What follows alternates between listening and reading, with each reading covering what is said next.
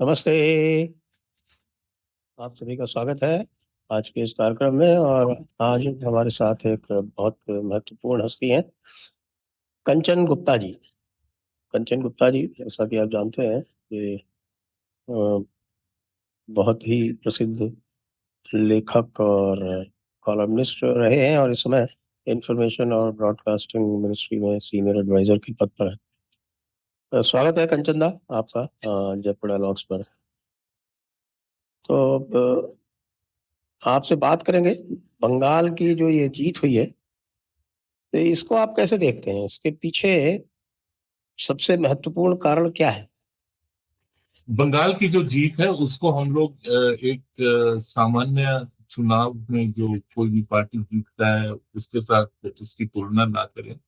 ये बहुत ही महत्वपूर्ण एक जीत हुई है बंगाल में। और जैसे कि प्रधानमंत्री ने भी इस बात पर जोर दिया है कि ये एक सिविलाइजेशनल इश्यू है बंगाल में जीतना, और बंगाल में जीतने के बाद उसका जो असर होना चाहिए वो बंगाल के लिए, भारत के लिए सिविलाइजेशनल इश्यू है।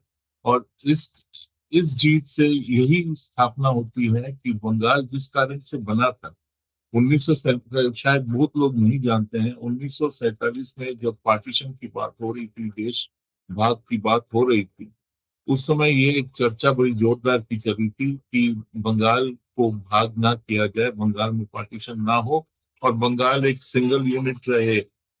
ये बंगाल की जीत जो है इसको हम लोग कोई भी और चुनाव में जो पार्टी जीतती है या चुनाव का जो नतीजा होता है उसके साथ इसकी तुलना ना करें। बंगाल की जीत एक अभूतपूर्व जीत है और इसका जो महत्व है कि ये एक सिविलाइजेशनल विक्ट्री है।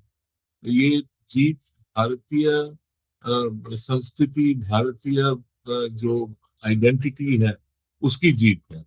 और आपके दर्शकों को मैं बताना चाहूंगा आपके माध्यम से, ये बात बहुत लोग नहीं जानते और नई पीढ़ी के लोग जानते ही नहीं है कि जब 1946-47 में देश भाग की बात हो रही थी, उस समय ये बहुत जोर की चर्चा चली थी कि बंगाल को भाग ना किया जाए और बंगाल एक सिंगल एंटिटी रहे, और वो भारत से अलग भी हो सकता है। भारत में भारत के साथ उसकी क्या संपर्क होगी उस पर भी चर्चा हुई। और उस समय की जो मुस्लिम लीग थी उन्होंने इस बात पर काफी जोरदार एक मुहिम भी चलाया था। लेकिन ये सोरंदी फार्मूला था। जी, इसको सुहरावर्दी फॉर्मूला कहते हैं। और सुहरावर्दी वही हस्ती हैं जिन्होंने डायरेक्ट एक्शन डे का नेतृत्व किया था। अ, तो ये इसको रोकना इसलिए जरूरी था क्योंकि बंगाल जो था, यूनिफाइड बंगाल, वो मुस्लिम मेजोरिटी एरिया था और हिंदू उसमें अल्पसंख्यक थे। और अगर बंगाल को भाग नहीं किया गया होता तो आज जो पाकिस्तान में हालत है वही हालत हिंदुओं का भी होता बंगाल में। तो उस समय श्यामा प्रसाद, डॉक्टर श्यामा प्रसाद मुखर्जी, उन्होंने इसको काउंटर किया। उन्होंने कहा नहीं, ये संभव नहीं है, हिंदुओं के लिए हिंदू बंगालियों के लिए अपना एक स्थान होना चाहिए और वो तभी संभव होगा अगर आप बंगाल को भाग करें। और उसी उसी आधार पर बंगाल के असेंबली में वोट हुआ था और श्याम प्रसाद मुखर्जी ने वो वोट जीता भी था। और उस वोट के आधार पर बंगाल का विभाजन हुआ। विभाजन में कुछ कमियां रह गई, ठीक है, कोई बात नहीं, लेकिन हिंदुओं को अपने लिए एक स्थान मिले। और आप इसको जी इस तरीके से देखिए, अगर पश्चिम बंगाल नहीं बनता तो जी उस समय जो हिंदू अ, बंगाल छोड़कर या पूर्वी बंगाल छोड़कर या बाद में पूर्वी पाकिस्तान छोड़कर शरणार्थी बनकर आए, वो फिर कहाँ जाते, किस किस प्रदेश में जाते, कौन उनको लेता। तो ये सब सोचकर अगर हम देखें, 20 मई 1947 जब पश्चिम बंगाल बनी थी और वो एक हिंदू आइडेंटिटी स्टेट के आधार पर बनी थी। ये ये बात जरूर है कि जो संविधान है वो सेक्युलर है और स्टेट जो स्टेट की जो गवर्नेंस होती है वो संविधान के माध्यम से होती है, लेकिन जो स्टेट का जो पर्पस है वो यहाँ पर बड़ा क्लियर था। और 1947 के बाद 2026 में वो जो जी। मकसद एक एक पॉइंट ऐड करना चाहूंगा, जी आपकी बात को आगे बढ़ाते हुए। यदि बंगाल का विभाजन नहीं होता तो असम भी भारत को पास नहीं रह पाता। जी, ये बात सही है, क्योंकि वो पूरा जो प्रदेश, जो जो नॉर्थ ईस्ट के स्टेट्स हैं वो भी भारत के पास नहीं आते। और ये पूरा जो आज जो बांग्लादेशी नेता फिर से कह रहे हैं कि ये नॉर्थ ईस्ट हमारा है, नॉर्थ ईस्ट स्टेट्स को जोड़ रहे हैं बांग्लादेश के साथ। मौलाना भसानी का जो मूवमेंट था, 11 स्ट्रॉन्ग मूवमेंट, वो सब उसी आधार पर, वो जो सूरावर्दी फॉर्मूला है उसी के आधार पर बना चल रहा है। तो आज 2026 में आखिर पर जाकर जो मकसद था पश्चिम बंगाल बनाने का वो पूरा हुआ। जी। और एक बात और भी देखने वाली है कि पश्चिम बंगाल से ही जो हमारे क्रांतिकारी जो आंदोलन थे वो अधिकतर पश्चिम बंगाल से ही या बंगाल से ही आरंभ हुए थे।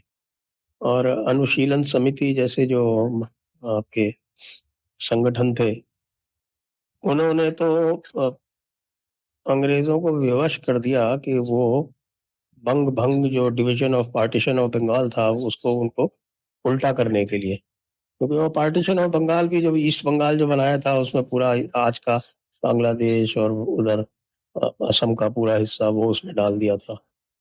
तो उसका भी उद्देश्य लगभग इसी तरह का था। जो बाद में सोहरावर्दी ने जो चीज मांगी वो 1905 का जो ईस्ट बंगाल था वही मांगा था।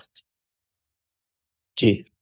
आप अगर इतिहास देखें तो 1905 की जो विभाजन हुई थी, बंगाल पार्टीशन हुई थी, तब भी जो ये ब्रिटिश प्लान कहाँ से आया? उस समय भी ये मुस्लिम लीग की मांग थी कि एक अलग प्रोविंस बने जो मुस्लिम मेजॉरिटी, जहां पर मुस्लिमों का अधिकार ज्यादा हो, वगैरह वगैरह। तो उस आधार पर 1905 की विभाजन हुई। और तब से लेकर जब, ठीक है, लेकिन अगर आप स्वदेशी आंदोलन भी देखें जो लगभग उसी समय शुरू हुआ, स्वदेशी आंदोलन भी जो था वो केवल विदेशी सामग्री के विरोध में नहीं था, केवल देश, हमारे देश में बने कपड़े, हमारे देश में बना सामान, इसके व्यवहार के लिए नहीं था। वो एक हिंदू आइडेंटिटी को असर्ट करने की भी आंदोलन थी। जिस बात को हमारे सेक्युलर हिस्टोरियन में जितने भी हैं, उन्होंने, अगर जो स्वदेशी आंदोलन का जो असली मकसद था उसको उन्होंने तोड़ मरोड़ कर एक ऐसे उसको पेश किया कि वो केवल विदेशी सामान के विरोध का नहीं, वो केवल और टैगोर की अगर आप देखें, जो उनकी जो किताब है घोड़े बाई गए, या उसकी जो फिल्म बनी थी वो भी अगर आप देखें, ये बड़ा उभर कर आता है। तो मेरा कहने का मतलब है, देखिए, बंगाल में ये कांस्टेंट कॉन्फ्लिक्ट रही है हिंदू आइडेंटिटी वर्सेस मुस्लिम। ये सिराजुद्दौला के समय से होते हैं। सिराजुद्दौला जो आखिरी नवाब थे बंगाल, जी। उनका, उनकी जो अगर आप हिस्ट्री देखें, जी। दोपहर को जब घर की महिलाएं, लड़कियां नहाने आती थी, जो वहां के जो पोखर थे जो भी थे, हाँ, वहां पर जब नहाने के लिए आते थे तो उनके जो घुड़सवार थे वो आकर उन्हें उठा के ले जाते थे नवाब के। अब घर के अंदर या घर के आंगन में नहाने की जो प्रथा है वो इस समय प्रचलित नहीं। जो घर के जो मर्द होते थे, जो काम पे जाते थे, वो सुबह नहा के चले जाते थे पोखर। और दोपहर को जो घर की औरतें थी, लड़कियां थी, वो बाहर आके नहाती। लेकिन सिराजुद्दौला के लिए वो प्रथा बंद हो गया, और घर घर के अंदर आंगन में नहाने, they are small sociological details but they are very important. और बंगाल में ये प्रचलित थी कि पूरे देश में दो स्वाधीनता दिवस है। 1857 जब मुगल डायनेस्टी गॉट डिफीटेड, और 1947 जब ब्रिटिश कोलोनियलिज्म एंडेड। लेकिन बंगाल है, बंगाल है 3 independence days. 1757 battle of Plassey, जब सिराजुद्दौला का राज खत्म होता है। 1857 जब मुगल राज खत्म होता है। तो 1947 जब ब्रिटिश राज खत्म होता है। उसके साथ एक चौथा लिबरेशन डे अब जुड़ा है, मई 4 2026, जब जी। जो जो एक परवर्स पॉलिटिकल प्रोसेस था बंगाल में, इसकी वो खत्म हो। ये जो 1757 की बात होती है, तो मैं तो आई हैव ऑलवेज हेल्ड, और मैंने कई बार लिखा भी है और कई बार कहा भी है, तो भाई वो मीर जाफर को बगैर मतलब लोग दोष देते हैं। बदमाश तो सिराजुद्दौला था, और सिराजुद्दौला जब हारा था और अंग्रेजी सेना मुर्शिदाबाद में आई थी, तो उस दिन जो था हिंदुओं ने बड़ा उत्सव मनाया था मुर्शिदाबाद। जो पलासी की जो युद्ध हुई थी, वहां से सिराजुद्दौला भाग गया था। तो जी। जंग का मैदान छोड़ के भाग गया, और उसके भागने की खबर जब फैली तो हर गांव में, हर जगह लोग बाहर आए। उन्होंने वो बंगाल की एक है, उसको कांसा कहते हैं, बजाते हैं, वो बजाया, शंख ध्वनि हुआ, लोगों ने, औरतों ने उलू दिया। और एक जो माहौल था वो खुशी की माहौल थी कि एक शैतान की राज खत्म हुई है, और वो अब नहीं रहा। अब मैं आपसे सहमत हूँ। ये जो हम लोग बिना सोचे लेबलिंग करते हैं कि मीर जाफर गद्दार था, मीर जाफर ये था वो था, लेकिन मीर जाफर अगर ना होता तो बंगाल में जो नवाबी थी वो चलती रहती, और अगर वो चलती रहती तो हिंदू आइडेंटिटी अब जो हम लोग देख रहे हैं उससे कई गुना कम होता, और बड़ा बड़ा एक डिमिनिश्ड आइडेंटिटी हो। देखिए, हम लोगों को कुछ कटु सत्य जो है उनको मानना चाहिए, उसको स्वीकारना चाहिए, और अगर जब तक आप नहीं स्वीकारेंगे तब तक आगे जब बढ़ेंगे आप को एग्जिस्ट करना मुश्किल होता है। ये मैंने अपनी जिंदगी में ये काफी देखा है, और ये जो धीरे धीरे धीरे धीरे हिंदू आइडेंटिटी की जो इरोजन होते आई है, इसका जो क्या फल होता है, इसकी जो कॉन्सिक्वेंसेज हैं, वो कितने डेंजरस हैं, वो आज जाकर लोग मान रहे हैं कि हाँ, डेमोग्राफी एक इम्पोर्टेंट इशू है, डेमोग्राफी पर स्टडी होना चाहिए। ये माइग्रेशन एक इशू है, बांग्लादेश से जो लोग आ रहे हैं वो कैसे डेमोग्राफी को बदल रहे हैं। ये जो SIR का प्रोसेस था, आप बताइए, ये जो लॉजिकल डिस्क्रिपेंसी की बात आती है तो लोग कहते हैं इसमें क्या क्या लॉजिकल डिस्क्रिपेंसी है। अरे, एक 358 लोग, 358, वो अपने बाप का नाम जो दे रहे हैं, एक एक बंदे का नाम दे रहे हम्म, हम्म, हैं। तो ये अगर, if this is not a logical discrepancy, then what is a logical discrepancy? आप बताइए। आप एक केस में 358 था, एक में 332 था, 250। एक एक जो एक वहां पर इमिग्रेशन मॉडल लोगों ने चला रखा था कि आप बांग्लादेश से आइए, हम आपके लिए एक बाप ढूंढ कर देंगे, एक माँ ढूंढ कर देंगे, एक पता ढूंढ के देंगे, और आप फिर अपना कागज बना लीजिए, आधार बना लीजिए, वोटर लिस्ट पे नाम चढ़ जाएगा, फिर पासपोर्ट भी बन जाएगा, और आप भारतीय नागरिक हो जाएंगे। ये ऐसे नहीं चलेगा, ये ना चलना चाहिए, ना ही ये चले। अब बंगाल की जो हालत है, बाहर से आप जो बंगाल में नहीं रहते हैं, बंगाल नहीं जाते हैं, केवल खबरों के आधार से, या मैं जो बोल रहा हूँ उसके आधार से, या आप जो बोल रहे हैं उसके आधार से बंगाल की हालत समझना बहुत बहुत मुश्किल। वहां पर स्थिति इतनी, लॉ एंड ऑर्डर की जो सिचुएशन है वो इतना गिर गया है कि भारत की संविधान वहां पर बहुत जगहों पर उसका कोई मायना नहीं रखता है। अब एक, आपने भी देखा होगा, आपके दर्शकों ने भी देखा होगा, गए साल एक वीडियो आया था, एक औरत को पब्लिकली पीटा जा रहा, जो शारिया जी। कोर्ट की थी।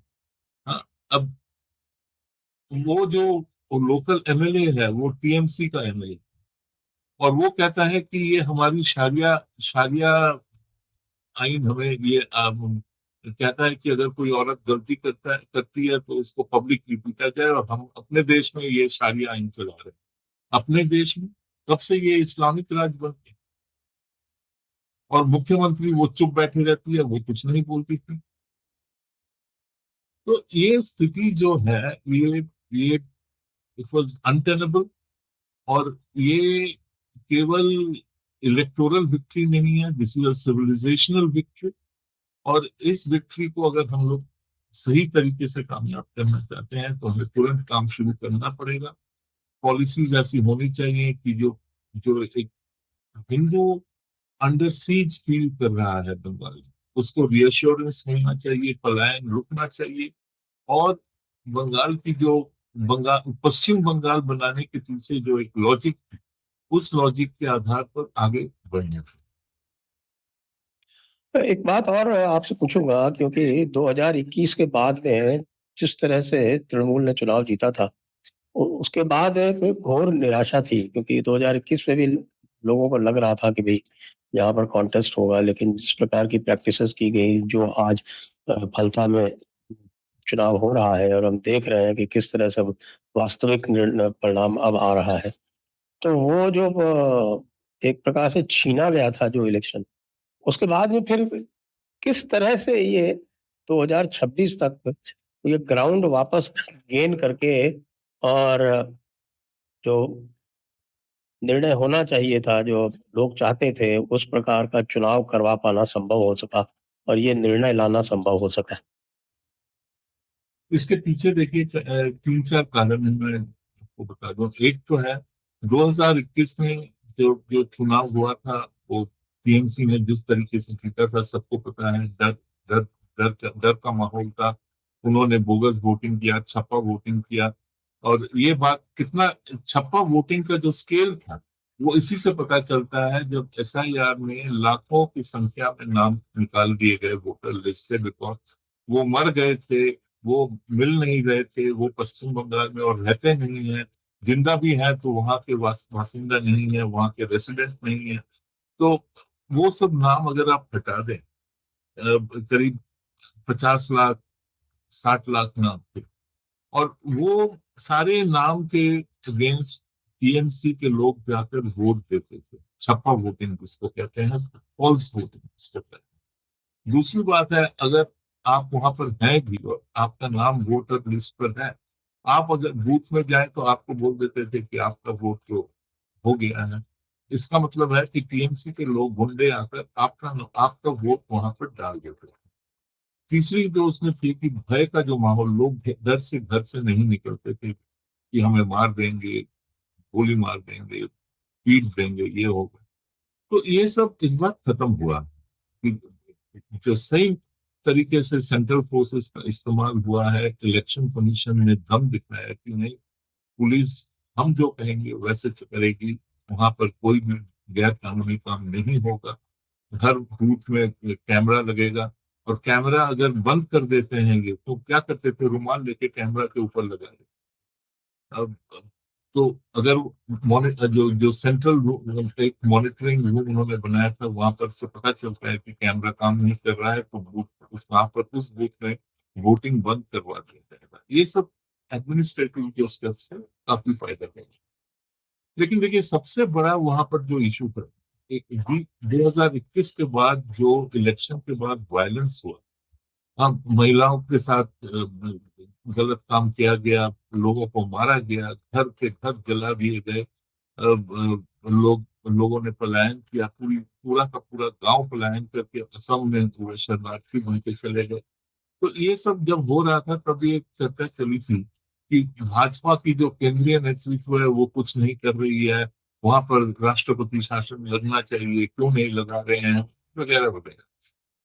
राष्ट्रपति शासन अगर आप लगा भी देते, आज की जो एक्टिविस्ट जुडिशियरी है वो रात के 1 बजे 12 बजे वो रूलिंग दे देती कि ये गलत है, इनको वापस लाइए, और उसके साथ एक लंबा भाषण दे देते कि डेमोक्रेसी में क्या कर होना चाहिए, क्या नहीं होना चाहिए, केंद्र सरकार को कैसे व्यवहार करना चाहिए। एक तो एस्पेक्ट ये रहा। दूसरा है कि वो केंद्रीय नेतृत्व ने वहां जाकर लोगों को मदद क्यों नहीं की? इसके पीछे देखिए, आप एक जरा सोचिए, क्योंकि बंगाल में जो शुरू हुई है 2016 से, अगर आप देखें सही तरीके से भाजपा की प्रिपरेशन शुरू हुई है। और राज्यों में, यूपी में, मध्य प्रदेश में, राजस्थान में भाजपा ने संघर्ष करके अपना जगह बनाया है। और वो संघर्ष जरूरी है। जब तक संघर्ष नहीं होगा तब तक आपकी ऑर्गेनाइजेशन वहां पर मजबूत नहीं होगी। और जब तक ऑर्गेनाइजेशन मजबूत नहीं होती है, जब तक लोगों में ये कन्विक्शन नहीं आता है कि मैं लड़के यहाँ पर बदलाव लाऊंगा, तब तक आप ऊपर से आप कैंपेन करके, पैराट्रूट करके आप बदलाव नहीं ला सकते। तो ये 2021 और 2000 जो एक संघर्ष का माहौल रहा, वो काफी, उसने बहुत बड़ा इसने कंट्रीब्यूशन किया। लास्ट में बता दें कि हिंदू वोट, अभी जो कहा जा रहा है कि हिंदू वोट पूरा कंसोलिडेट कर गया, केवल कंसोलिडेट नहीं किया। आपने अभी फाल्का का जो बताया कि फाल्का में जो ट्रेंड आ रहा है कि भाजपा सबसे आगे और उससे काफी पीछे सीपीएम और उससे भी बहुत पीछे कांग्रेस और एकदम लाइन के एकदम एंड में, आखिर में टीएमसी। तो ये जो एक कंसोलिडेशन हम लोग कह रहे हैं, ये एक, मैंने ऐसा कंसोलिडेशन, मैं 1977 के चुनाव से मैं शुरू करके, मैं हर एक चुनाव का मुझे थोड़ा बहुत कुछ आइडिया है, साइंस है, याद है। लेकिन ये चुनाव में जो हम लोगों ने कंसोलिडेशन देखा है, ये एक ऐसा कंसोलिडेशन भारत में पहले कभी नहीं हुआ है। जो हिंदू सीपीएम को वोट देता था और कमिटेड वोटर था सीपीएम का, ऐसा नहीं है कि सीपीएम पावर से चली गई तो उसकी जो कमिटेड वोट है, एक वोट बेस है, और वो वोटर कभी भी किसी और को वोट नहीं देगा। सीपीएम और कांग्रेस ने जब अलायंस किया था, तो सीपीएम का जो कमिटेड वोटर था उसने कांग्रेस को वोट ट्रांसफर नहीं किया। उसी तरीके से कांग्रेस का जो कमिटेड, वहां पर एक छोटा वोट है लेकिन है, वो अपना वोट किसी और पार्टी को नहीं ट्रांसफर करेगा। तो ये जो सीपीएम का जो कमिटेड हिंदू वोटर है, वो इस बार वहां से टूट के आ गया। कांग्रेस का जो हिंदू वोटर है वो टूट के आ गया। तो जो टीएमसी का हिंदू वोटर है वो टूट के आ गया। अब जितने भी दल हैं, उनके जो हिंदू, उसका जो हिंदू वोट का जो एक शेयर था, उसका एक ग्रैंड कोalition बना है। और ये ग्रैंड कोalition इसलिए बना है कि आज वहां पर बंगाल में जो हिंदू है वो अपनी, ये महसूस कर रहा है कि मैं खतरे में हूं, हिंदू खतरे में है। और इस खतरे का मुकाबला तभी हो सकता है जो योगी जी कहते हैं, हम एक एक साथ हैं तो सही है, अगर हम लोग टूट जाएंगे तो हम लोग हार जाएंगे। और ये एक एकता बनी है इस बार। बटोगे तो कटोगे जो बोलते हैं।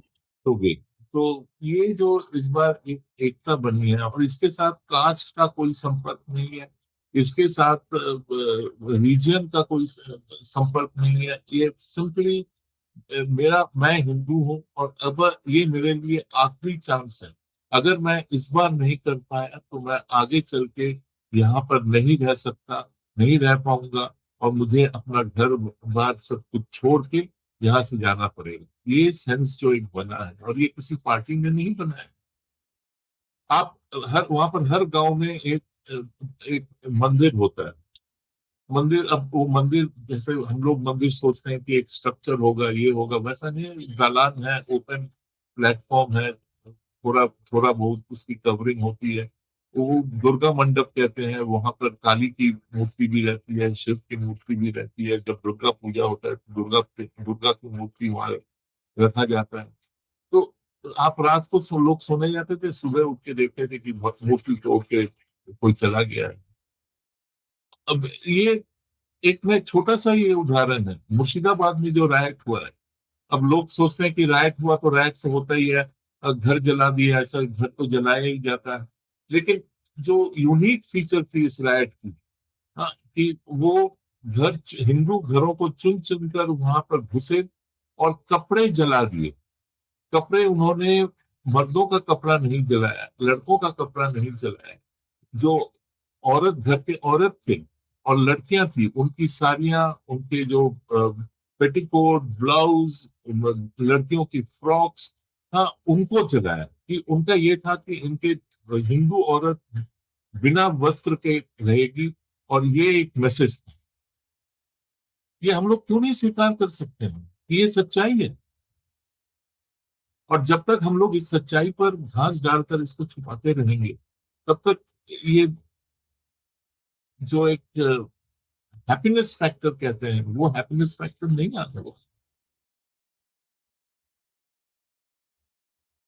जी, बिल्कुल। और एक चीज़ और भी देखी गई कम से कम बंगाल में, ये जो अभी आपने जिसका संदर्भ दिया कि योगी जी ने कहा बटोगे तो कटोगे, तो पश्चिम बंगाल में हिंदू पूरी तरह से हिंदू होके सामने आया।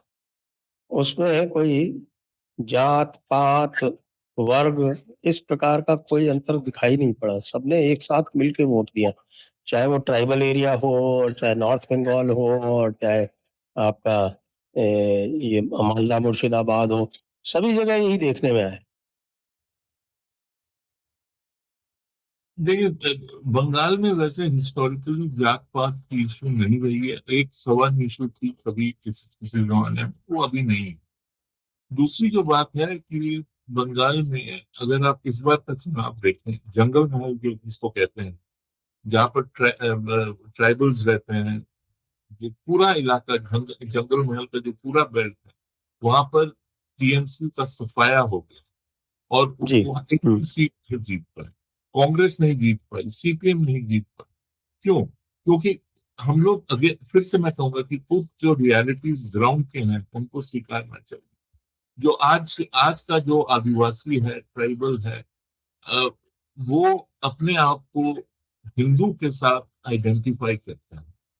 चाहे उसकी प्रैक्टिसेस कुछ भी हो, रिलीजियस प्रैक्टिसेस कुछ भी हो, राइट्स रिचुअल्स कुछ भी हो, वो आदिवासी अपने को हिंदू के साथ आइडेंटिफाई करता है। अगर वो उसके दिमाग में ये बात है कि अगर आज हिंदू खतरे में है तो हम भी खतरे में। दूसरी बात है कि अगर आप जैसे दलित वोट को देखें, बंगाल में है दलित वोट काफी संख्या में। आज का दलित जो है वो अपने आप को हिंदू के साथ आइडेंटिफाई करता है, वो मानता है कि मैं हिंदू समाज का हिस्सा हूं, और है।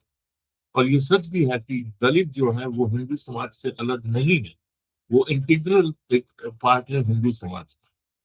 और ये एक बहुत बड़ी कामयाबी है कि अगर दलित जो है बंगाल में, जो दलित में, वो अपने आप को हिंदू समाज का केवल हिस्सा नहीं समझ रहा है, वो हिंदू हित की बात सोच रहा है। तो ये हमारे प्रोसेस का, डेमोक्रेटिक प्रोसेस का, सोशियोलॉजिकल प्रोसेस का, कल्चरल प्रोसेस का एक जो इंटीग्रेटिव नेचर है, उसका ये एक दलील देता है। अब तीसरी जो बात है कि देखिए, महिलाएं जो है, महिलाओं का वोट जो है वो बहुत ही इम्पोर्टेंट है। और हम लोग सोचते हैं कि महिला केवल लाभ देखकर, मुझे यहाँ पर 1,000 रुपए मिलेंगे, वहां पर 2,000 रुपए मिलेंगे, इसलिए मैं यहाँ पर वोट दूंगी, यहाँ पर नहीं दूंगी। ये सोच गलत है। अब महिलाएं, ये हो सकता है कि वो इडियोलॉजिकली मोटिवेटेड ना हो, इडियोलॉजिकली मोटिवेटेड है जो, उनकी संख्या शायद कम हो। जैसे मर्दों में भी वही होगा कि इडियोलॉजिकली कमिटेड जो वोट है, वो एक बहुत छोटा सेक्शन होता है। लार्ज सेक्शन जो होता है वो फ्लोटिंग वोट होता है, या नॉन इडियोलॉजिकल या इडियोलॉजी एग्नोस्टिक वोट होता है। तो अगर आप महिलाओं का वोट देखें इस बार, तो जो एकदम एक साइड से शुरू करके महिलाओं ने टीएमसी के खिलाफ, वामपंथियों के खिलाफ, कांग्रेस के खिलाफ वोट दिया। और ये मैं एक छोटा सा आपको किस्सा बताऊं कि गुजरात में चुनाव था, और मैं गया था वहां पर उस चुनाव में। तो रैलीज में, जो वहां पर जब मोदी जी अपनी मीटिंग्स करते थे, पब्लिक मीटिंग्स, तो महिलाएं आती थी, और अ, उनका जो एक जोश रहता था वो कुछ अलग ही होता था। तो मैंने एक बार एक महिला से पूछा था कि क्या है इस, कई तरह की कहानियां थी कि ये योगी सही सही मायने में योगी हैं, ये रात को नहीं सोते हैं, 24 घंटा काम करते हैं। वो सब ठीक है, वो अखबारों के लिए ठीक है। लेकिन उनकी जो असली कारण थी, एक महिला ने मुझे समझाया कि मैं एक पत्नी भी हूँ, माँ भी हूँ। मैं जब मेरे पति और मेरे बच्चे घर के बाहर सुबह जाते हैं, पति काम पर जाता है या बच्चे स्कूल कॉलेज में जाते हैं, मुझे मालूम है कि वो शाम को घर लौट आएंगे, सही सलामत लौट आएंगे। और ये एक बहुत बड़ा फैक्टर है, हम लोग इसको सोचते नहीं हैं कि जो महिला जो है, वो महिला की जो चिंता होती है वो अपने परिवार के लिए होती है। उनके वो सोचते रहते हैं कि मेरे बच्चे, मेरे भाई, मेरे माता पिता और मेरे जो भी है, मेरे पति, वो अगर बाहर गए हैं, काम पर गए हैं, सही सलामत आएंगे नहीं आएंगे। बंगाल में ये एक बहुत बड़ा इशू है। और महिलाओं के प्रति जो ममता बनर्जी को लूट थी, एक बोगस उन्होंने स्लोगन चला रखा था, माँ माटी मानुष। हाँ, उनको ना माँ के प्रति कोई श्रद्धा थी, ना मानुष के प्रति कोई श्रद्धा थी, ना माटी के प्रति कोई श्रद्धा थी। माटी मतलब लैंड। हाँ, she was enormously, and she is enormously corrupt.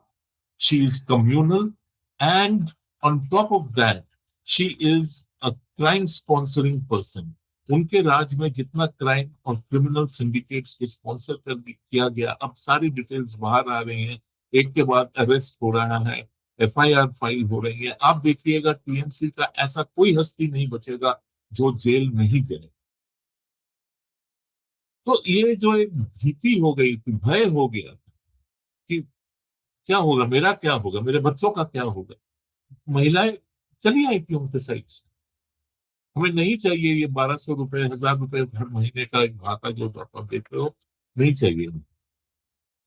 तो ये जो प्रोसेसेस हैं पूरे देश के लिए, यहाँ पर बंगाल ने एक कई सारे एग्जाम्पल सेट किए हैं, कई सारे जो मिथ्स कहते हैं उसको तोड़ दिया है। ये सोचना कि एक पॉपुलिस्ट लीडर होना काफी है, अगर आप पॉपुलिस्ट लीडर हैं तो आपको कोई नहीं हरा सकता। ये सोचना कि अगर आप एक महिला नेता हैं तो आपको कोई हरा नहीं सकता। ये सोचना कि केवल झूठ बोलने से, किस किस तरह की चुनाव है ये, जहां पर मुख्यमंत्री खड़े होकर कहती है अगर भाजपा पावर में आएगी तो आपको मीट नहीं खाने देगी, मछली नहीं खाने देगी। It's joke. क्यों? क्योंकि आपके पास अपना काम दिखाने के लिए कुछ नहीं है। संजय जी, मैं कह रहा हूँ, मैं सही में कह रहा हूँ। गए साल आपने मुझे जयपुर बुलाया था, मैं गया था, और जहां पर आपकी डायलॉग हुई थी उसके बाहर जो रास्ता थी, हम लोग शाम को, मैं और मेरे वाइफ, उसको go for a walk over. कलकत्ते के सेंट्रल कैलकाटा में तो ऐसा कोई रास्ता नहीं है जो उसके साथ compete कर सके। क्या क्या मैं हालत बना दिया उसने कलकत्ते की। वो मैं कई बार कहता हूँ, क्योंकि मेरा कॉलेज मैंने कलकत्ता से ही किया है। Marine engineering college Kolkata, Taratala. तो उस समय तो हम घूमने जाते थे जहां पर, खासतौर से चौरंगी में और उसके आसपास। तो वो तो सब आज की डेट में ऑक्यूपाइड है, वहां तो आप वॉक ही नहीं कर सकते। अच्छा, एक और प्रश्न आपसे पूछूंगा, तो वो है भद्रलोक के बारे में। कि एक सामान्य सी एक ये धारणा बनी हुई है, बहुत दिनों से बनी हुई थी मैं कहूँगा, कि साहब भद्रलोक जो है वो भाजपा के साथ नहीं है और नहीं आएगा। और इस बार हमने देखा कि जो भद्रलोक खासतौर से जिसको बोलते थे कि जो पूरी तरह से जो लेफ्टिस्ट कॉन्स्टिट्यूएंसीज मानी जाती थी, जैसे जादवपुर और टॉलीगंज, वहां पे भी भाजपा जीत गई। तो ये भद्रलोक के आचरण में ये परिवर्तन कैसे आया? अगर आप हिस्टोरिकली देखें तो बंगाल में हम लोग जिसको भद्रलोक दास कहते हैं, वो जो थी वो शिक्षित समाज थी। वो दफ्तरों में नौकरी करती थी, मार्ट फील्ड्स में काम नहीं करती थी। लैंड ओनिंग क्लास थी, कुछ जमींदार भी थे, उनके परिवार थे। तो ये जो है हिस्टोरिकली वो अ, हिंदू समाज के साथ जुड़े हुए। पार्टीशन के बाद उनकी जो पॉलिटिकल एलियनेशन हुई हिंदू समाज से, उसके लिए कई सारे कारण हैं, उसमें अभी जाना संभव भी नहीं है और ना ही जरूरी है। और उस एलियनेशन के कारण वो पहले तो कांग्रेस के साथ जुड़े हुए थे, फिर कांग्रेस से हटके वामपंथियों के साथ गए, वामपंथियों से हटकर फिर बाद में टीएमसी के साथ। वामपंथियों से जब वो टीएमसी शिफ्ट कर रहे थे, वो सर्वाइवल की क्वेश्चन कि अगर मैं नहीं जाता हूं तो मेरा क्या होगा। मुझे एक छोटा सा उदाहरण दूं। आप जैसे मैं और मेरी पत्नी अगर कलकत्ते में कोई पुराना आलीशान मकान है, वहां पर हम लोग अकेले रहते हैं क्योंकि बच्चे बड़े हो गए हैं, वो कहीं और काम कर रहे हैं या विदेश में हैं। तो ये जो अभिषेक बैनर्जी बार बार कहते थे कि हम डीजे बजाएंगे 4 तारीख के बाद, उसका क्या रेफरेंस क्या था? तृणमूल के गुंडे आते थे और वो बड़े बड़े जो स्पीकर्स होते हैं यहाँ पर नॉर्थ इंडिया में, हम जो इसको डीजे कहते हैं, वो घर के बाहर पहले तो वो कहते थे कि ये मकान आप हमें बेच दीजिए, सिंडिकेट वाले आकर कहते थे कि ये मकान हमें बेच दीजिए। अब मैंने कहा कि नहीं भाई, मैं ये मकान नहीं बेचता। नहीं, हम आपको इतना पैसा देंगे, बेच दीजिए। नहीं, मैं नहीं बेचता। आपको बेचना पड़ेगा। नहीं, मैं नहीं बेचूंगा। मैं ये मकान हम लोग लेकर रहेंगे। अगले दिन वो लोग वहां पर घर के बाहर वो डीजे लगाकर 24 घंटा वो डीजे पर फुल वॉल्यूम पर गंदे गंदे लिरिक्स वाले गाने बजाते रहते। और ये इससे जो एक भयभीत की जो एक सिचुएशन तैयार हुई थी, वो आप जो बंगाल में नहीं है वो सोच ही नहीं पाएगा, ना ही समझ पाएगा। और भद्रलोक क्लास जिसको हम लोग कहते हैं, और या उसका जितना भी बचा कुचा है, वो मेरा मानना है कि वो टीएमसी को वोट नहीं दे रहे थे, लेकिन टीएमसी के खिलाफ भी वोट नहीं दे रहे थे, वो घर पे बैठे थे। अब फिर मैं आपको एक और उदाहरण दूं। इस बार स्वपन दास गुप्ता रासबिहारी कॉन्स्टिट्यूएंसी से जीत कर रहे हैं।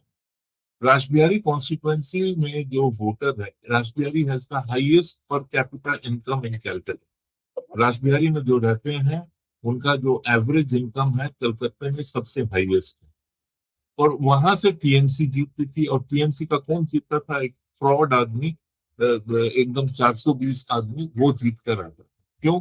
क्योंकि जो वहाँ के जो शिक्षित समाज है, वहाँ के जो bhadralok voter, quote unquote bhadralok voter, वो अपने मकान से ना नीचे उतरते थे, ना मकान से नीचे उतरकर मकान के बाहर आकर लाइन में खड़े होकर वोट देते थे। इस बार उन्होंने ना ही केवल स्वपन को सपोर्ट किया, लेकिन वो अपने तीसरे मंजिल से उतरकर पहली ग्राउंड फ्लोर पर आए, वहां से निकलकर वो लाइन में खड़े हुए और पूरे इस गर्मी में खड़े होकर वो उन्होंने वोट किया।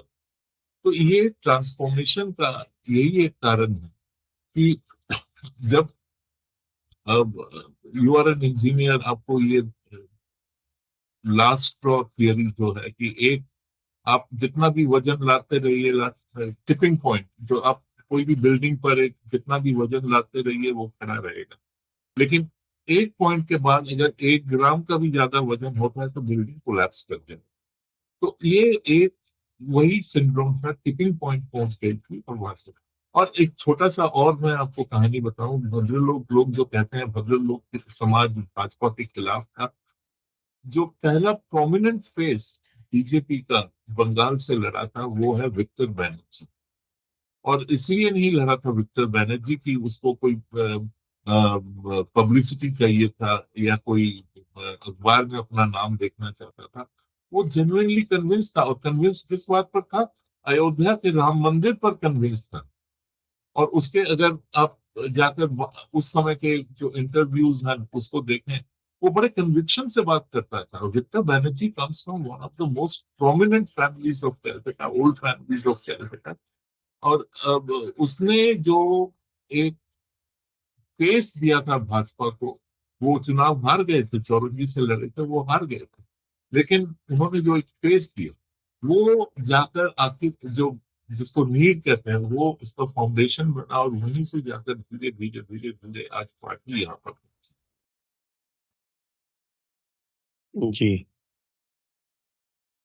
तो अब आगे ये जो एक चेतना आई है, एक सामूहिक चेतना कह सकते हैं, हिंदू सामूहिक चेतना कह सकते हैं इसको। इस चेतना को आगे निरंतर रखने के लिए क्या उपाय आवश्यक है? बंगाल को किस लिए सबसे ज्यादा जाना जाता है दुनिया भर में कि जो बंगाल में जो रेनेसां आई थी, जागरण आया था, वो लिटरेचर का था, साइंस का था, कल्चर का था, म्यूजिक का था, आर्ट का था। और आज से 200 साल पहले की मैं बात करूं, अगर आप देखें इस समय की जो एक रिसर्जेंस आई थी, वो बंगाल में फिर से हमें कोशिश करना चाहिए कि वैसा ही एक रेनेसां 2.0 आए। लेकिन पहला जो जागरण था वो सामाजिक इश्यूज पर बेस्ड था।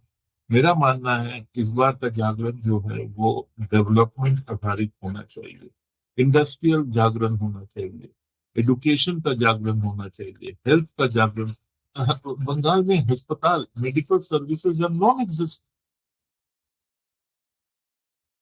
हेल्थ का जागरण होना चाहिए, हाउसिंग का जागरण होना चाहिए, और लोगों में ये एक विश्वास पैदा होना चाहिए कि मैं बंगाल में रहूंगा, मैं यहाँ पर मेहनत करूंगा, मेरा रोजगार यहीं से होगा, ये मेरी धरती है, मेरा घर है, मैं यहाँ से पलायन नहीं करूँ। ये बहुत बहुत बहुत जरूरी है। बंगाल को आज कंपेयर किया जाता है as one great old age home. आपको हर जगह बूढ़े माँ बाप मिलेंगे, लेकिन उनके बच्चे नहीं मिलेंगे, उनके बच्चे कहीं और काम कर रहे हैं। पहले बंगाल से इंजीनियर बाहर जाते थे। पूरे पूरे पूरा बॉलीवुड जो है वो बंगाली टैलेंट से चलता था, चाहे जी वो हाँ, जी हाँ, लिरिक्स हो, बिल्कुल। चाहे कैमरा हो, चाहे एक्टिंग हो, जो भी प्रोडक्शन हो, डायरेक्शन हो। हाँ, आज हम लोग क्या, ये बहुत दुख देता है। एक मीम बनता है कि गुड़गांव वाले वेट कर रहे हैं, वो उनके घर के मेड जो वोट देने गए हैं वो वापस आएंगे क्या। हम बंगाल इस स्तर पर पहुंच गया है कि केवल वहाँ बंगाली बाहर जाकर मेड का काम करेगा या नौकर या चाकर का काम करेगा। देखिए कौन क्या काम कर रहा है, अगर आप ऑनेस्टली पैसा रोजगार कर रहे हैं कोई फर्क नहीं पड़ता। मेहनत की कमाई मेहनत की कमाई है।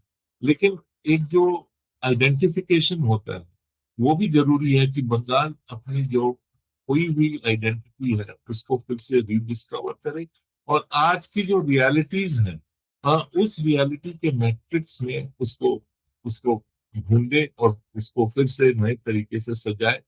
जैसे मैंने कहा कि ये बंगाल में पीसी रॉय जैसे एक महान व्यक्ति पैदा हुए थे। उन्होंने बंगाल को साइंस के वर्ल्ड में, दुनिया में फॉर्मली एस्टैब्लिश किया। हम केवल टैगोर का बात कहते हैं या किसी राइटर का बात करते हैं। ऐसा नहीं है कि बंगाल में इंडस्ट्री नहीं था। बंगाल में इंडस्ट्री था, बंगाल केमिकल्स था, बहुत सारे इंडस्ट्रीज थे। जो पूरा देश पूरा देश उस समय एक स्याही इंक यूज करता था। अब तो डॉट पेन और ये पेन लोग यूज करते हैं, उस समय कलम जो है निब वाला कलम यूज होता था और उसमें स्याही की जरूरत होती है, और पूरा देश एक स्याही से काम चलाता था। वो है सुलेखा इंक। और हम्म, सुलेखा इंक कहाँ से आता था? कलकत्ते से आता। तो ऐसी मैं आपको हजारों उदाहरण दे सकता हूँ जो बंगाली एंटरप्राइज थे, बंगाली इकोनॉमिक, बंगाल का इकोनॉमिक कंट्रीब्यूशन, उसको फिर से वापस लाना, एक नए जोश के साथ लाना, और बंगाल की जो सेल्फ कॉन्फिडेंस है उसको फिर से मजबूत करना। और बंगाली जो अपना स्पाइन खो बैठा था, ये बात सही है। नहीं तो 15 साल ऐसा एक criminal, corrupt, communal, fascist regime power में नहीं रह सकता है अगर आपके अगर लोगों की स्पाइन मजबूत हो। खैर, they have rediscovered their spine. They have stood up. They have stood up for their rights. And Bengal now needs governance that is good, governance that is fair, equitable, and it needs industry. It needs commerce. It needs science. It needs education. It needs health. It needs housing, and major infrastructure projects. Bengal की जो रास्ताएं हैं, bridge हैं, flyovers हैं, बहुत दुर्दशा में है। और जब तक आप इंफ्रास्ट्रक्चर को सही नहीं कीजिएगा, और जब तक आप जो नो गो जोन्स बन गए हैं कि जहां पुलिस नहीं जा पाती थी, जहां पर अथॉरिटी का बात नहीं चलता था, अब आप सोचिए ये पूरी पूरी कॉलोनीज हैं जहां पर पावर सप्लाई हो रहा है लेकिन कोई बिल नहीं भरता है, क्योंकि किसी का दम नहीं है जाकर वहां से बिल भरवाए। पानी सप्लाई होता है लेकिन कोई पैसा नहीं देता है, क्योंकि किसी का दम नहीं है, पुलिस भी वहां पर डर से नहीं जाती। पूरा पार्क सर्कस इलाका जो है, चौरंगी एस्प्लेनेड से लेके पार्क सर्कस, अगर आप देखें पूरा, आप जिसने बोला, आपने जो शब्द यूज किया कि occupation, it is an occupation zone. ये लोग कौन है? ये बंगाल के मुसलमान नहीं है, they are not Bengali speaking Muslims. Bengal की जो इंडिजिनस मुसलमान समाज है वो बांग्ला में बात करते हैं। ये लोग बांग्ला में बात नहीं करते हैं। ये कहाँ से आए? कौन है ये लोग? ये जो हजारों की संख्या में रोहिंग्या घुसे हुए हैं, इनको कौन लाया यहाँ पे? इनको और ये अब जो आप कह रहे हैं ऑक्यूपेशन की बात, ये इस जगह ऑक्यूपाई कर रहे हैं, पब्लिक जगह ऑक्यूपाई कर रहे हैं। इस बार चुनाव के दौरान मैं गए 6 महीने से कई बार बंगाल जा रहा था। इस बार एक ऐसे अवसर पर मेरे पास एक दिन का टाइम, एक दिन ऑफ था, तो मैं कॉलेज स्ट्रीट गया था कुछ पुराने किताब ढूंढने के लिए। वहां पर कॉलेज स्ट्रीट में कई सारी दुकान है जहाँ पर पुरानी किताबें, आउट ऑफ प्रिंट किताबें मिलती हैं। जी हाँ, जी हाँ। आपको इतना नहीं, वहां पर हर एक दुकान में, और मैं कलकत्ते में पढ़ा हूँ, मैं सेंट जेवियर्स का छात्र हूँ, मुझे कॉलेज स्ट्रीट के बारे में पूरी धारणा है। और एटलीस्ट कॉलेज स्ट्रीट के बारे में धारणा जो थी वो इस बार गलत गलत साबित हुई।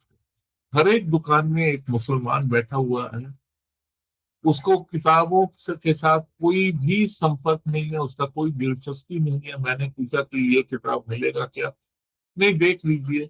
ऐसा नहीं था पहले। वहां पर जो दुकानदार थे वो आपको कहते थे कि नहीं मेरे पास नहीं है, लेकिन आप ये 10 दुकान छोड़ के 11वें के पास जाइए, वहां पर आपको मिलेगा। अगर वहां नहीं मिलता आप यहाँ पे जाइए।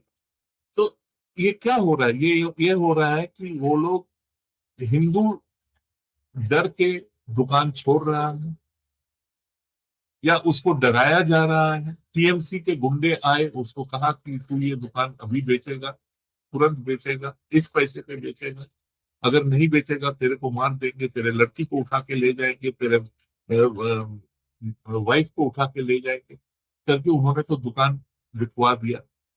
अब पर्पस ये नहीं है कि मुसलमान ओनर आके वहां पर दुकान चलाए, उसको वहां पर जस्ट बता दिया गया है उस जगह को ऑक्यूपाई करने के लिए। और पूरे शहर में आप देखिए, घूम घूम कर देखिए, ऐसे हर जगह पर पब्लिक स्पेस उन्होंने ऑक्यूपाई किया है विद दिस पर्पस ओनली कि ये मुसलमान ऑक्यूपाइड जोन है। इसकी जो पॉलिटिकल मैसेजिंग है, सोशल मैसेजिंग है, इकोनॉमिक मैसेजिंग है, कल्चरल मैसेजिंग है, ये बड़ा ही, दिस इज जिहाद बाय अनदर नेम। आप हंस सकते हैं, आप ये कह सकते हैं कि अरे ये तो हल्की बात कर रहा है, सब पे कह देता है। नहीं, नहीं, इसे हल्की बात नहीं है। वो तो these days हम तो देख रहे हैं, so many people are coming out, ये हल्की so many। ये एकदम हल्की बात नहीं है। ये नहीं, नहीं, बिल्कुल नहीं है, आई एग्री। लेक मार्केट जो जो जिसको कलकत्ते के बारे में मालूम है, लेक मार्केट जो एरिया है, it's 100%, not 99%, not 99.5%, 100% Hindu area था। 100%। वहां पर कोई गैर हिंदू वहां पर जाता भी नहीं था। हर एक दुकानदार जो है वो हिंदू था। आप जाकर देखिए, वहां पर जो लेक मार्केट के बाहर जो सब्जी की दुकानें लगती हैं, वो हर एक दुकानदार जो है साउथ 24 पर, कैनिंग से, दमदम से आया हुआ, कैनिंग से, डायमंड हार्बर से आया हुआ मुसलमान। ममता बनर्जी ने उनके लिए एक पूरी वहां पर झुग्गी झोपड़ी कॉलोनी बना दी है कि भैया आप आओ, यहाँ पर बसो, और ये सारे दुकान अब आप चलो, क्योंकि वहां से उसको तोला मिलता था। उसको और उसका जो ममता बनर्जी की जो भतीजा है Abhishek Banerjee, they used to collect तोला फ्रॉम दोज वेंडर्स। मैं आई डोंट केयर, वो मेरे खिलाफ केस करना चाहते हैं करें, लेकिन ये बात सच है, पूरा बंगाल जानता है, हर बंगाली जानता है कि तोला कैसे कलेक्ट किया जाता था, किसके लिए कलेक्ट किया जाता था और पैसा कहाँ जाता। आप ये करोगे, आपने पूरा एक जो सोशल स्ट्रक्चर है, कल्चरल स्ट्रक्चर है, उसको डिस्ट्रॉय कर दिया, केवल अपना करप्शन बजाय रखने के लिए, तोला निकालने के लिए, सिंडिकेट चलाने के लिए। गरियाहाट में जितने भी वेंडर्स थे, अब धीरे धीरे हर एक वेंडर को फोर्स करके वो बेच बिकवाया, उससे वहां पर जाकर साउथ 24 परगनास का मुसलमान को आके वहां पर बैठा। हम लोग कलकत्ते को, we know the city like the back of our hands. We can sense change, we can smell change, we can see change. New Market में आप जाइए, न्यू मार्केट में आपको अब केवल बुर्काधारी महिला दिखेंगी। और मुझे बुर्का से कोई ये नहीं है, इशू नहीं है, इट्स अ ड्रेस, अब उनका प्रेफर्ड ड्रेस है, ठीक है, वो माने। लेकिन किस किस किस्म की बुर्का जिसमें आंख भी नहीं है, हाँ, बस एक इतना सा सिलिट किया हुआ है, ऐसा तो अफगानिस्तान में नहीं है।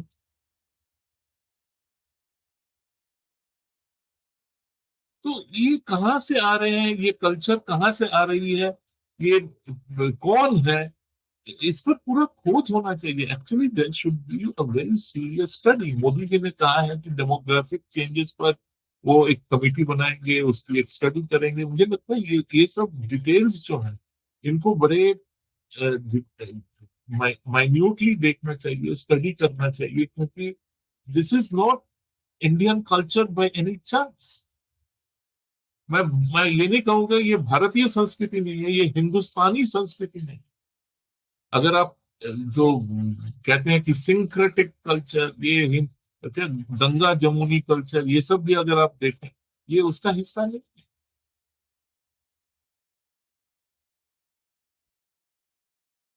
बिल्कुल सही कह रहे हैं। बस एक लास्ट क्वेश्चन पूछूंगा आपको। I did my college between 1977 and 81. तो मैं वहाँ गया था soon after the leftist government took over. Right in front of my eyes, I saw the industries getting dismantled. क्योंकि हमारा जो कॉलेज है वो भी तारातला, वो बिल्कुल पोर्ट एरिया के पीछे है, और उधर भी इधर important industries, in fact Taratala road पे ही ब्रिटानिया हुआ करती थी, इंडियन ऑक्सीजन लिमिटेड, और कई सारी इम्पोर्टेंट इंडस्ट्रीज थी। पीछे एपीजे वगैरह का तो बहुत बड़ा इंडस्ट्रियल कॉम्प्लेक्स था। एपीजे तो मेरे सामने बंद हुआ था। फिर जो वर्क कल्चर है वो, I was apprenticed in Calcutta port trust, तो I saw the work culture there. और लोगों ने बताया कि साहब कि ये जब से लेफ्ट फ्रंट थोड़ा सा हुआ है, और Naxalite movement and all after late 60s, work culture has deteriorated and to an extent कि nobody wants to go there. तो वो वर्क कल्चर कैसे वापस आएगा? 50 साल से ऊपर 60 साल का जो एक हैबिट डेवलप हो गया है, how will that go away? Sanjay ji, मुझे लगता है आज की जो पीढ़ी है, जो नए पीढ़ी का बंगाली है, जो 18 से 25-30 साल का जो बंगाली है, उसके एटीट्यूड में काफी बदलाव आया है। और वो जो पहले की जो एक थी कि मैं काम नहीं करूंगा, मुझे फिर भी पैसा मिलना चाहिए, या काम करना हराम है, या ये जो एक लेफ्टिस्टों ने जो एक मेंटालिटी तैयार किया था कि जो जो फैक्ट्री का मालिक है वो। एक ऐड करूंगा, yes, sorry for interruption. Calcutta port trust में हमारे जो, जिनके साथ हम लोग वर्कर्स के साथ अप्रेंटिस थे, वो क्या करते थे, वो बोलते थे कि काम पे आने का पगार और काम करने का ओवर टाइम। ये तो था। और केवल देखिए, ये आप पोर्ट ट्रस्ट की बात कर रहे हो, हजारों ऐसे इंडस्ट्रीज हैं जहां पर ताला लग गया केवल इसी कारण से।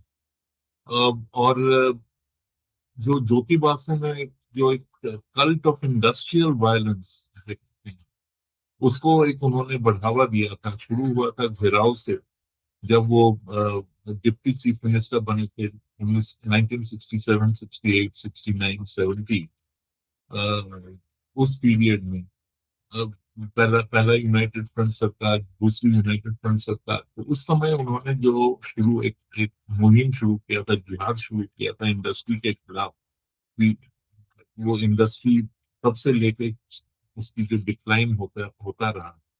और मेरा मानना है इसके पीछे चाइना का शुरू से बहुत बड़ा एक हाथ। ये जो नक्सल आंदोलन की बात अभी आपने कहा, जो 69, 70 में शुरू हुआ, वो पूरा चाइनीज फंडेड था, चाइना मोटिवेटेड था। चाइना में उसको कहा गया था स्प्रिंग थंडर ओवर इंडिया। हाँ, तो उसका यही कारण था कि किसी भी तरीके से इंडिया का जो, भारत का जो इंडस्ट्रियल कैपेसिटी है, उसको आप डैमेज कीजिए, उसको आप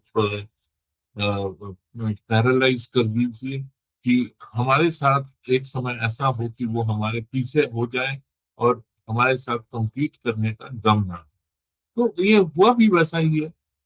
केवल बंगाल से शुरू हुआ नक्सल आंदोलन, फिर वो पूरा फैल गया। तिरुपति टू पशुपति का जो एक कॉरिडोर बना, वहां पर इंडस्ट्रियलाइजेशन नहीं हुआ। नेचुरल रिसोर्सेज जो भारत के हैं, उसको हम लोग इस्तेमाल नहीं कर पाए। और ये एकदम गलत सोच है कि माइनिंग नहीं होना चाहिए, नेचुरल रिसोर्सेज नहीं यूज होना चाहिए। हाँ, एक्सप्लॉइट नहीं करना चाहिए, लोकल्स को उससे फायदा होना चाहिए, डेवलपमेंट होना चाहिए, उनकी जो इच्छा है वो उसको भी पूरा करना चाहिए, ये सब होना चाहिए। लेकिन ये एक गलत सोच है कि अगर मेरे पास नेचुरल रिसोर्सेज है तो वो मैं नहीं इस्तेमाल करूंगा, तो कौन करेगा उसका इस्तेमाल? तो ये it's a tragedy, you know. Bengal is a story of unending tragedy. And अब जाकर एक मौका मिला है, अपॉर्चुनिटी आई है, और इसका पूरा इस्तेमाल करना चाहिए। मैं फिर से कहूंगा, आज का जो बंगाली है, जो यंग बंगाली है, उसकी मानसिकता बदल चुकी है। वो अब काम करना चाहता है, वो डिग्निटी चाहता है, वो लिबर्टी, इकोनॉमिक लिबर्टी चाहता है, वो प्रोग्रेस चाहता है, और वो ऊपर चढ़ना चाहता है, कि सोशल स्केल में, इकोनॉमिक स्केल पे वो ऊपर चढ़ना चाहते हैं। अब तक उस एस्पिरेशन को दबा के रखा था पहले वामपंथियों ने, और ममता बनर्जी ने तो एस्पिरेशन को एकदम चूप चूप कर दिया। अरे आपको नौकरी क्यों चाहिए? हाँ, आपको तो 1,000 रुपए मैं दे रही हूँ, वो आप उसी से खुश रहो। हाँ, अब ये कोई बात है? तो ये जो एक चेंज जरूरी है, ये होगा। मेरे आई बिलीव दैट ये चेंज संभव है, बदलाव होगा भी, और बदलाव सही तरीके से होगा, और होना भी चाहिए। तो जैसे मैंने आपको कहा कि अगर हम लोग एक नए जागरण की बात कर रहे हैं, न्यू बंगाल, न्यू रेनेसां, तो वो इंडस्ट्रियल होना चाहिए, वो कमर्शियल होना चाहिए, वो डेवलपमेंट ओरिएंटेड होना चाहिए, विज्ञान का रेनेसां होना चाहिए, एडुकेशन का रेनेसां होना चाहिए। और जैसे वो, अगर ये संभव हुआ, तो बंगाल को फिर कोई नहीं रोक सकता। और डेमोग्राफी की जो इशू है, उसको टैकल करना बहुत बहुत बहुत जरूरी है, केवल बंगाल के लिए नहीं, और केवल बंगाल में ही नहीं, असम में भी यही प्रॉब्लम है, यही दिक्कत है। आप अगर जितने भी नॉर्थ ईस्ट स्टेट्स हैं, आप अगर मणिपुर में, कितने लोग यहाँ पर आपके आपके जो दर्शक हैं, उनको पता है कि मणिपुर में जो मुस्लिम कम्युनिटी है, उसकी संख्या इतनी सी, अब वो बढ़ के इतना हो गया। ये लोग कहाँ से हैं? अब शिलोंग, जहां पर लोग कहते हैं कभी भी, जो शिलोंग के निवासी हैं, आदि निवासी हैं, वो कभी भी शिलोंग के बाहर नहीं गए हैं, उन्होंने दुनिया नहीं देखा है। हाँ, वो कहते हैं भाई हमने तो कभी मुसलमान देखा ही नहीं था, ये कौन लोग हैं, कहाँ से आए हैं? अरुणाचल प्रदेश, जो आयरन कर्टन के पीछे था, हम लोग वहां पर परमिट सिस्टम है, आप बिना परमिट के जा नहीं सकते। अरुणाचल प्रदेश में हजारों संख्या में ईटानगर में अब मुसलमान, ये मुसलमान कहाँ से आए, क्यों आए, इसका असर क्या है? तो ये कौन सोचेगा अगर भारत सरकार ना सोचे, अगर हम लोग सब ना सोचे, अगर हर हिंदू इस बात के बारे में ना सोचे, तो फिर कौन सोचे? और अगर अभी नहीं सोचे तो कब सोचेंगे? तो ये सब मुझे लगता है कि इन सब विषयों पर चर्चा होना चाहिए, शांत तरीके से होना चाहिए। मैं नहीं कह रहा हूं कि आप जाकर कोई वायलेंट मीन्स अडॉप्ट करें, नहीं, जो भी करें आप कानूनी तौर पर करें, लेकिन आप जो सच्चाई है उससे उसे आप ढकने की कोशिश मत करें, उसको डिनाई करने का कोशिश मत करें। और ये जो एक बेकार का सेक्युलर वाद, हम सेक्युलर हैं, ये है, अब टीवी पर रिपोर्टिंग हो रही है, जब ये तमिलनाडु की नई सरकार बन रही टीवी के, तो टीवी जो जर्नलिस्ट वहां से रिपोर्ट कर रहे हैं, Indian union Muslim league which is a part of the secular front in Tamil Nadu, अब उसको मालूम है कि सेक्युलर वर्ड का मतलब क्या है, उसको मालूम है आईयूएमएल की हिस्ट्री क्या है, लेकिन प्रचार तो ऐसे ही होता है। वो जितने भी वो वो वो उसके पास बुद्धि नहीं है, लेकिन बाकी ऐसे कई हजारों की संख्या में गधे हैं जो बैठ के वो टीवी पर न्यूज देख रहे हैं, वो भी कहेंगे हाँ ये तो सच है। तो कहीं ना कहीं ये हम लोग इस we are also collectively to blame for it, ये हम लोग इसको अस्वीकार नहीं कर सकते, इसको मानना चाहिए और इस पर करेक्टिव एक्शन करना चाहिए, इंडिविजुअल लेवल पर, समाज के लेवल पर और राजनीति के लेवल। जी, तो आइए आज की चर्चा को अब यहीं पर विराम देते हैं। सभी दर्शकों को बहुत बहुत धन्यवाद और कंचन दा को भी बहुत बहुत धन्यवाद। जय हिंद, भारत, वंदे मातरम।